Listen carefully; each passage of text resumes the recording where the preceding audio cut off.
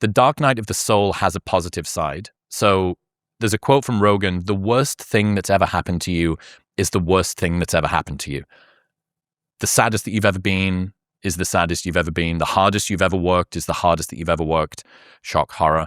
But tough times aren't fun in the moment for the same reason that no one ever believes that they're living through a golden era, right? The golden years, interestingly, only ever seem to exist in the past, because it's only with the benefit of hindsight that we know all of our worries were a waste of time. But when you're going through it, all of your concerns are still open loops. They're all things to fear.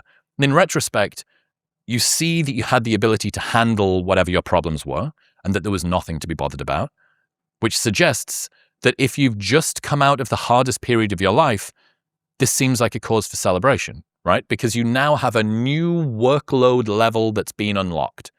Every new challenge that you go through shows you a new territory that you were scared of but survived.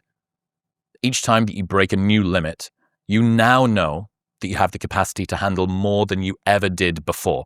It's kind of like inverse PTSD or workload exposure therapy. And it teaches you, oh, I've been here before and I didn't die. This is okay.